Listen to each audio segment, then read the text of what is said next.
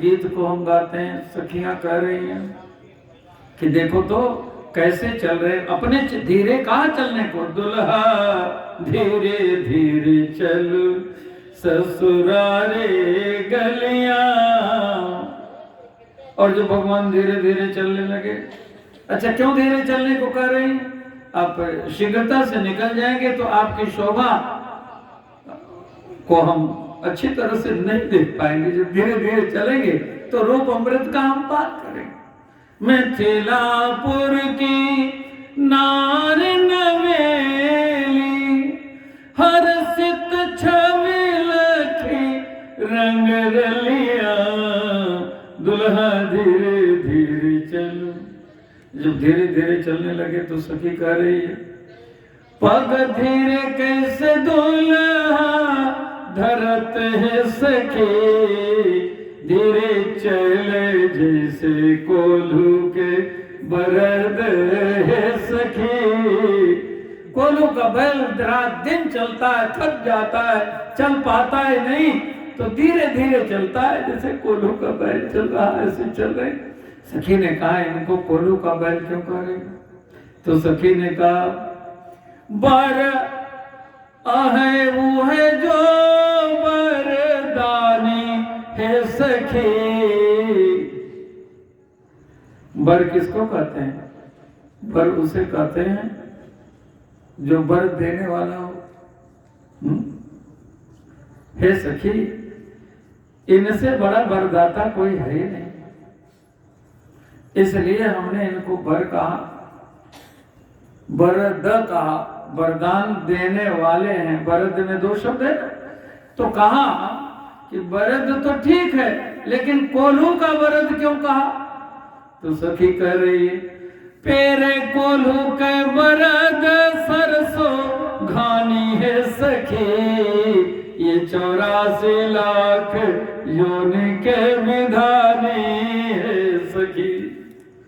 ये 84 लाख योनियों में सबको पेरते हैं, और कोल्हू का वरद सरसों घानी को पेरता है, तो सरसों जैसे जीवों को ये भी तो पेरने का काम करते हैं।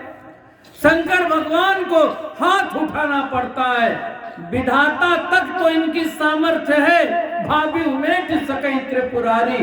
लेकिन जब राम जी की इच्छा हो जाए, हो ये सोई जो राम रचिरा का, मोरे कहे न संशय जाहि, विधि विपरीत भलाई नाही। यहाँ विधि का अर्थ है जिसने विधि को विधित तो हरि को हरित्व, शिव को शिवत्व प्रदान किया, उससे विधि विधिता हरि हरिता, शिव ही शिवता जो दई, सोई जानकी पति मधुर मूर्ति, मोद मय मंगलमयी, सोई जानकी पति मधुर मूर्ति। इनकी छवि का अवलोकन सखियां कर रही। धीरे धीरे चल रहे थे तो कोल्हू का बैल कहा, लक्ष्मण जी ने कहा भैया हम लोग तेज चलेंगे, अभी हमको कोल्हू का बैल कह रहे हैं हम लोग तेज चलेंगे। जब तेज चलने लगे तो सखियों ने दूसरी गाली दी, देख लंबी अब चाल कैसी लागे है सखी, जैसे बंधन से छूट अज भागे है सखी। ये कैसे भाग रहे? जैसे बंधन में बंधा हुआ बकरा हो और पता लगे कि गले की रस्सी खुल गई है तो वो उछल के भागे, ऐसे भाग रहे। तो सखी ने कहा, अज तो बकरा को लोग सब कहे है सखी। इनको बकरा क्यों कह रही हो? तो सखी ने कहा, आज एहू अज आजा इनके रहे सखी। इनके बाबा का नाम अज था, अज की संतान है, तो इनको अज कहने में क्या कठिनाई?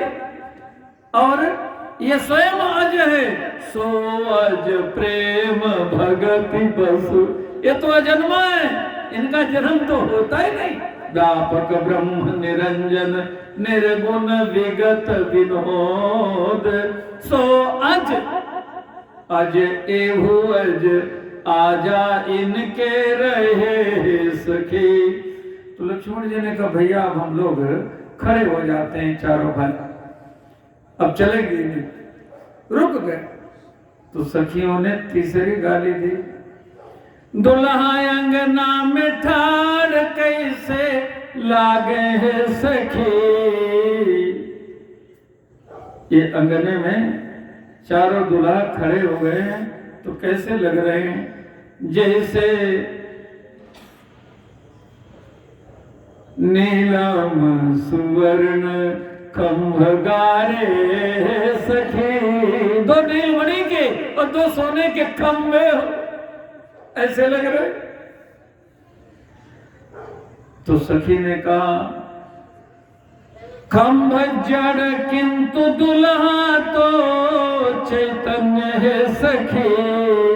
इनको जड़ तुम बना रहे हो, खंभ तो जड़ होता।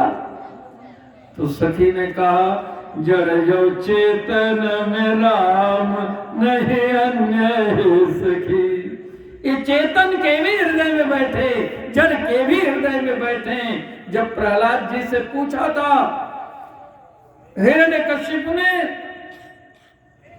क्या आपके भगवान व्यापक हैं, तो मुझे राक्षस के यहाँ भी हैं, कहा आपके यहाँ भी है।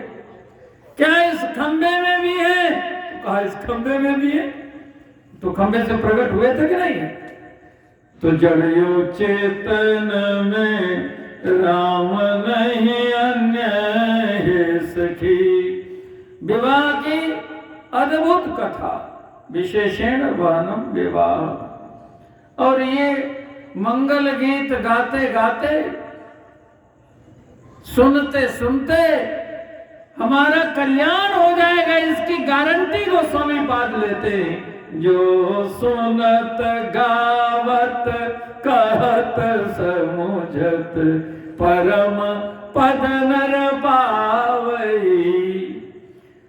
पूरी रामायण सुंदरकांड है, सुंदरकांड की फलश्रुति यही है।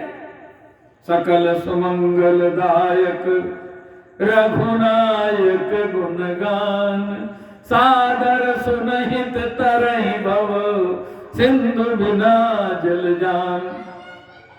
और पहली भक्ति के कारण प्रथम बार कहा श्रवणम कीर्तनम विष्णु स्मरणम पाद सेवनम अर्चनम वंदनम दास्यम सख्य मात्म निवेदनम। इसलिए जो सुनत गावत, तो सुनते सुनते हम अपना परम